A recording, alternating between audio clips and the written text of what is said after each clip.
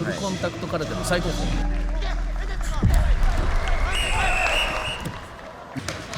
That dude's 125 kilos.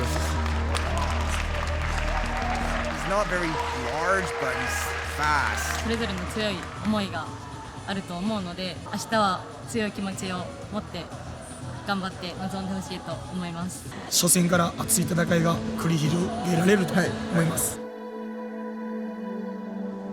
Here we are at day 2 of the 54th All Japan Openweight Championships, and as you can see, we're allowed backstage to see the fighters warming up. Right now is at the peak of their warm-up, and I'm going to show you guys around. Let's check it out. The tension is quite thick. I think a lot of the fighters are pretty nervous because there's a lot on the line, and a lot of them are warming up pretty hard. Some of them are sweating a lot, but then there's another group that's just trying to relax and save as much energy as possible. It's very interesting to see how every athlete has their own way of dealing with nerves. But one thing I can say for sure is everyone is here to win. Everyone has that look of determination in their eyes. Kawato Legend said yesterday, if you win, or if you can make it to the World Championships next year, you're pretty set as a karateka for life. So this is the opportunity of a lifetime for these athletes, and I can't wait to see them compete.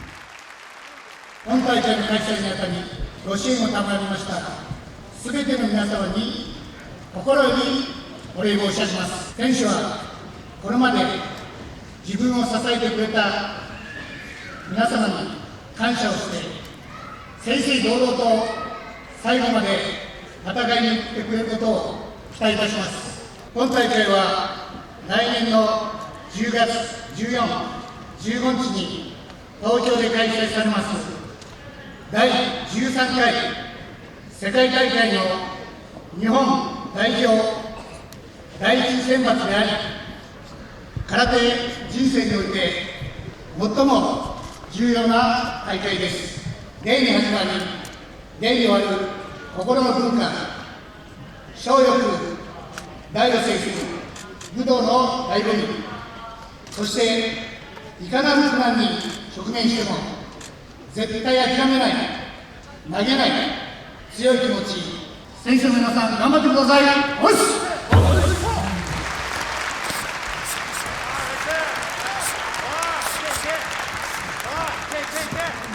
Right now we're at the final 16 for males and final 8 for females, and as the tournament goes higher and higher, the fights get more exciting. Number 20 won by, I think they call it nirangeri, the high kick, without taking any damage, and moved on to the next bracket. So I'm looking forward to number 20. He was very strong. Number 30, Ochiai, who weighs 125 kilos, and he's just so big. What do you do with that massive wall walking towards you?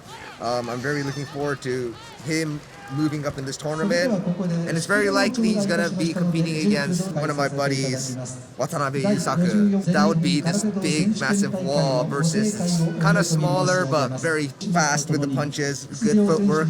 That kind of stylistic matchup always interests me, so I'm very much looking forward to that. I can't forget to mention number 80, Idiki. Every time he competes, he continues to surprise me. If he wins this will be his 4th All Japan tournament to win. I'm very excited to see who can compete against him and who can match his technique.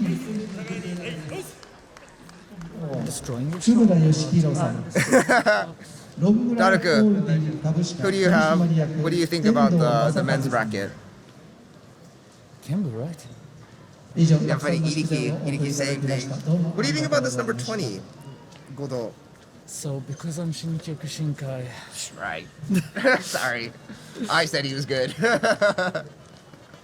We'll probably have to cut that.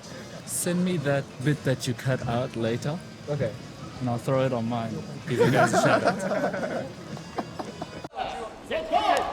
In the third bracket of the tournament, the fighter that Minamihara Judy told me about, who might be an equal to Idiki, he fought into extension where he was able to hurt his opponents by low kick.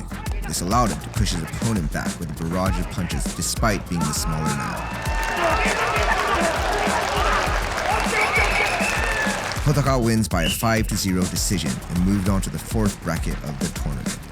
Next was Yuta Goto vs Yuki Okada. The winner of this match will face Kotaka. Yuta Goto, his base was very strong and his balance was perfect. Every strike from him, especially his kicks, were very impactful. which he used to perfection to dictate the match. Goto was able to win the match in the first round and move on to face Hotaka.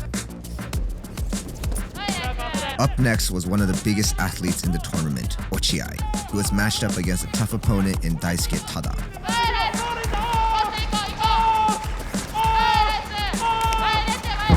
The first round was an even contest which led the match into extension round. Tada was fighting the bigger man bravely. However, as the match continued, the damage from Ochiai's heavy strikes seemed to take effect. Before the extension round was finished, Ochiai took full control of the match, earning himself a clear victory.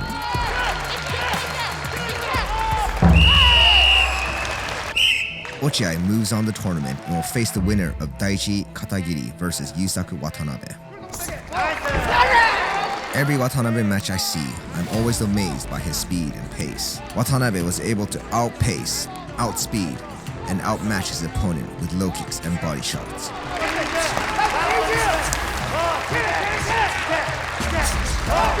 The decision was a one-sided 5-0 for Watanabe. Iriki once again was able to keep his opponent in front of him, pressuring him and breaking him down slowly while almost magically not getting hit himself.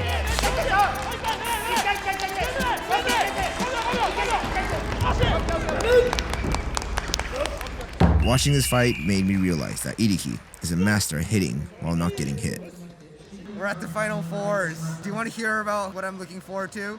Yes. The Mr. Big Wall Man. Ochiai, number 30, is gonna fight Watanabe Yusaku. Speed versus size. Oh my goodness, yeah, speed versus size. That Ochiai is a big dude. He can take some shots and he can dish him back out. So good luck Watanabe Yusaku. Oh, so you're favoring the big man. I mean, you know, he's big.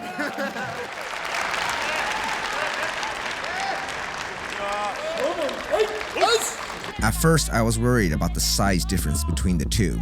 Ochiai might have been close to 30 kilograms heavier than Watanabe. However, Watanabe was able to use that to his advantage. Being the lighter and quicker man, Watanabe was able to hit and move, not giving Ochiai the chance to land his heavy strikes.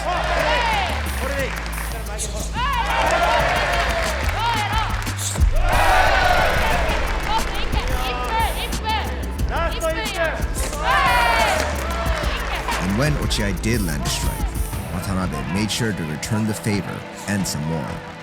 He never let Ochiai take control of the match. Another 5-0 win for Watanabe. Ichizawa Hotaka, a karateka considered as one of the potential winners of the tournament. However, even he could not withstand the power of Goto. Goto was once again able to hurt his opponent with his powerful low kicks, earning himself another clear victory.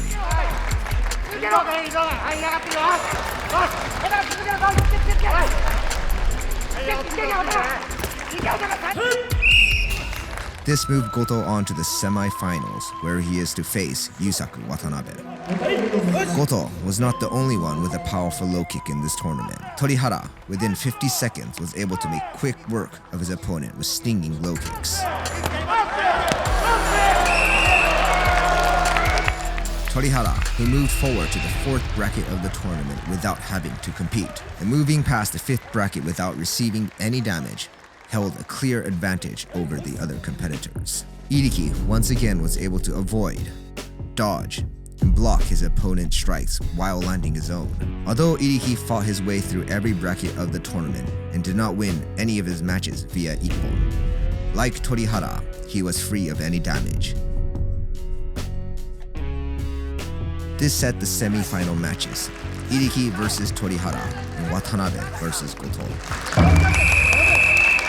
There was an unfortunate turn of events, or more like an unexpected turn of events, let's say. Watanabe Yusaku made it to the semi-finals and he fought Goto, number 20. First round ends, they go into extension. Very last 2 seconds of the match, Yusaku stepped back and he was trying to land a punch and it happened to hit Goto in the face, which is an illegal shot in Kyokushin Karate. It knocked Goto down and he wasn't able to recover, so the match ended there. So obviously I hope Goto is okay. I hope there's no permanent injury. What was announced was Watanabe was disqualified. It was a disqualification loss On the other bracket, Iriki made it to the finals, so Iriki, as of this moment, is without an opponent. I don't know how the finals of this competition, this championship, is going to turn out.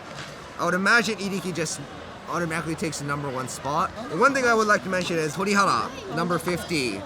He fought Iriki at the semi-finals, and his father, he helps us out with these events. He shows us around, and right before they're about to get on the canvas, the dad comes to me and is like, oh, my son finally made it this far. He didn't beat Iriki for the semi-finals, but he did win himself a spot in the World Championships next year, so it was cool to witness that moment. The good news is, as far as the women's bracket, nothing unfortunate happened. Suzuki, number 1, she made it to the finals as we and many other world champions, former world champions, expected. I was informed that Suzuki and her opponent for the finals have faced each other in the past last year. Coincidentally, at the tournament's finals. In that match, Suzuki was slightly out-edged by Kubota in the final portion of the second extension round.